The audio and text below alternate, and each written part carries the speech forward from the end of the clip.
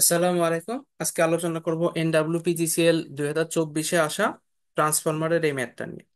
তো দেখেন এখানে আসলে এই নো লোড কারেন্ট দেওয়া আছে, আমাদের ট্রান্সফরমারের রেশিও দেওয়া আছে, সেকেন্ডারি সাইডের কারেন্ট দেওয়া আছে, এবং অবশ্যই দুই ক্ষেত্রে পাওয়ার ফ্যাক্টর দেওয়া আছে। আমাদেরকে প্রাইমারি সাইডের কারেন্ট বের করতে হবে।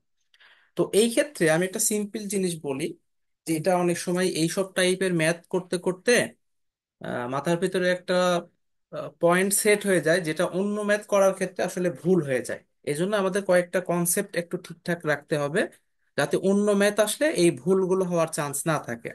তো দেখেন এই ম্যাথের ক্ষেত্রে আমাদের কোনো রেজিস্ট্যান্স আর রিয়াক্টেন্স এই বিষয়ে কিছু বলে নাই। যেহেতু এই বিষয়ে কিছু বলে নাই, আমরা কি করতে পারি, ওই জিনিসগুলোকে ইগনোর করতে পারি। ওই জিনিসগুলোকে যদি ইগনোর করি, দেখেন আমাদের সার্কিটটা কিরকম হবে। তো বলে রাখি, পরীক্ষার হলে এই সার্কিটটা না দেখালেও চলবে, এটা জাস্ট আপনার নিজের বোঝার জন্য যে ওকে এইভাবে আসলে আমাদের ক্যালকুলেশনটা হচ্ছে। তাহলে এইখানে রেজিস্ট্যান্স আর রিঅ্যাকট্যান্স থাকার কথা, বাট যেহেতু কিছু বলে নাই, ওইটাকে আমরা ইগনোর করতেছি। অ্যান্ড এইটা হচ্ছে আমাদের সেকেন্ডারি সাইডের লোড, অ্যান্ড আমরা সার্কিটটা আঁকাচ্ছি প্রাইমারি রেসপেক্টে। তাহলে এটা যদি সেকেন্ডারি সাইডের লোড হয়, দেখেন এই ভোল্টেজটার নাম হয় ভিএস প্রাইম, অ্যান্ড এই ভোল্টেজটার নাম হয় হচ্ছে ইপি, যেটাকে আমরা চাইলে এই পাশে ভিপিও লিখতে পারি। এখন খেয়াল করে দেখেন, যেই ক্ষেত্রে রেজিস্ট্যান্স রিঅ্যাকট্যান্স এই টাইপের কিছু থাকবে না, সেই ক্ষেত্রে আমাদের এইখানে কোনো ড্রপ নাই। ফলে ভিএস প্রাইম, ইপি এবং ভিপি এগুলো সব সমান হয়ে যায়। ফলে আমি যদি এইটাকে রেফারেন্স ধরি, অ্যান্ড রেফারেন্স ধরা মানে সেটাকে আমরা 0 ডিগ্রি ক্যালকুলেশন করি, অ্যান্ড তখনই আমরা অ্যাকচুয়ালি এই যে কারেন্টটা আছে, যেটাকে আমরা বলতেছি আই এস প্রাইম, এটাকে বলতেছি আই নট, আর এটাকে বলতেছি আইপি, তার অ্যাঙ্গেল লিখতে পারি। অনেকেই কি মনে করে যে কারেন্টের যে অ্যাঙ্গেলটা আছে সেটাকে লিখতে হয় এই রকম, যে minus cos inverse power factor. But এটা কিন্তু পুরোপুরি সঠিক না।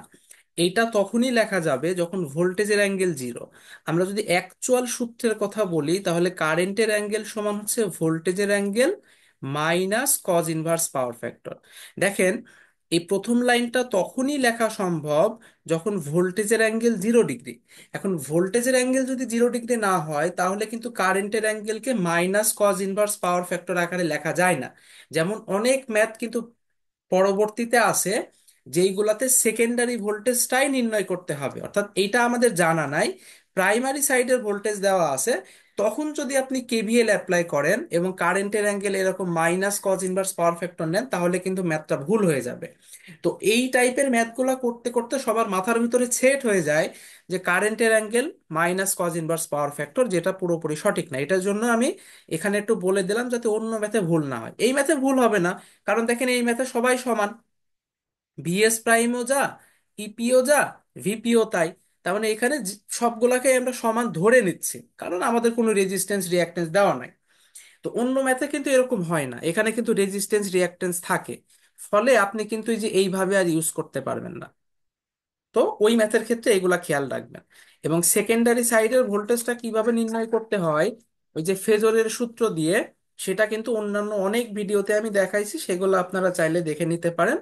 এইখানে যেহেতু আমাদের এত কোনো ঝুট ঝামেলা নাই, আমাদের সেকেন্ডারি কারেন্ট কত বলে দিছে, দেখেন 120 অ্যাম্পিয়ার, পাওয়ার ফ্যাক্টর 0.8। যেহেতু আমরা ভিএস কে 0 ডিগ্রি ধরতেছি, ভিপিও 0 ডিগ্রি হবে, কারণ এরা তো সব সমান। ফলে আমরা ইজিলি কিন্তু দুইটা কারেন্টের ক্ষেত্রেই অ্যাঙ্গেল মাইনাস কজ ইনভার্স নিজ নিজ পাওয়ার ফ্যাক্টর বসাই দিতে পারি। তাহলে আই এস আসতেছে কত, 120, আর অ্যাঙ্গেল হচ্ছে মাইনাস কজ ইনভার্স 0.8। কেন লিখতে পারতেছি, ওই যে আমরা এর ভোল্টেজকে 0 ডিগ্রি ধরে নিচ্ছি। আর প্রশ্নে দেখেন, মানে এখানে যদি আমি কেসিএল অ্যাপ্লাই করি, আইপি সমান I not plus I S prime, কিন্তু আমরা তো বের করছি আই এস। ফলে আই এস প্রাইমটা বের করে নিতে হবে। এখানে রেশিও কত, রেশিও হচ্ছে 440/110, তার মানে এটা আসতেছে 4। এবার দেখেন, প্রাইমারি সাইড হচ্ছে হাই ভোল্টেজ সাইড, আমরা জানি হাই ভোল্টেজ সাইডে কারেন্ট কম হয়। তাহলে কারেন্ট যদি কম হয়, তাহলে আই এস প্রাইম বের করতে কি করতে হবে, এই মানকে রেশিও দ্বারা ভাগ করে দিতে হবে।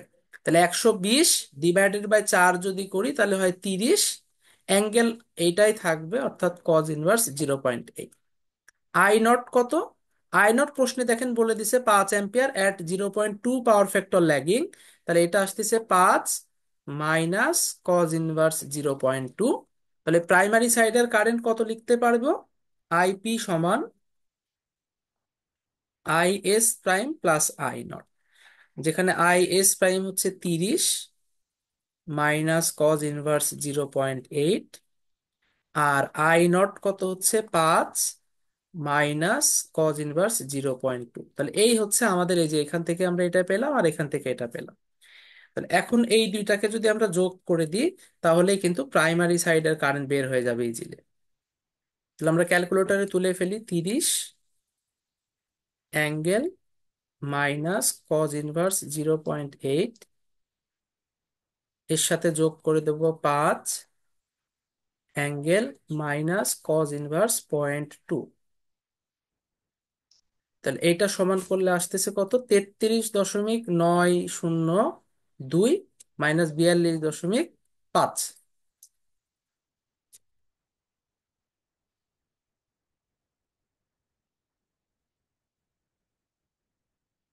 এত অ্যাম্পিয়ার। তাহলে প্রাইমারি কারেন্ট কত?